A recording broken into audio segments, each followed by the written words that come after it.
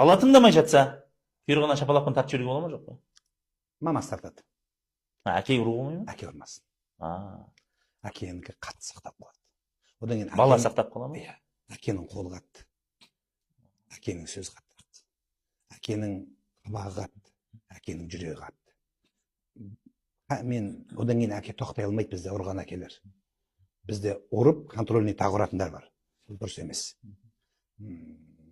Ананың неге сақталмайды? Ананікі боқ. Ананы дүниеге келтірді.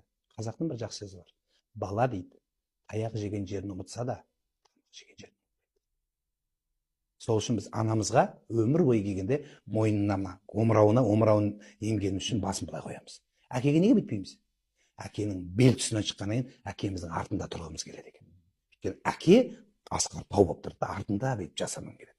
Сол үшін әкелер ұрмасын деп айтқан болар. Өйткені қаншама қыздарды тепкен әкелер бар. Өз қызын тепкендер бар. Өмір бойы ұмытылмайды ол. Сол қыз жетектеп маған Меккеге алып барды, осы бағында бір қыздар. Сол жылап тұрды, айтады, мына әкем мен ұрған талай дейді. Етікпен тепкен дейді. Сол әкемді әкесі де жылап тұр, соны өзінің есіне түсіріп жатыр да, енді 4 баланың 4-еуі 4 жақ кетті.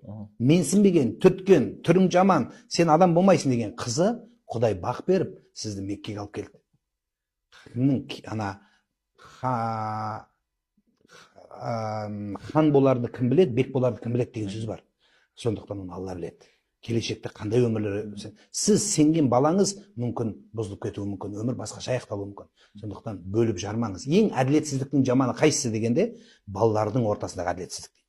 Қызды итеру, мынаны жақсырақ көру. Бізді сөйтеміз ғой. Түрі әдемі баламызды президент болады дейміз. Одан жақсырағын кішкене президент, әкім, министр, құлағы қалқиып, мұрны бүйтіп жасқызады, молда болады дейді. Молда қалайық дейді.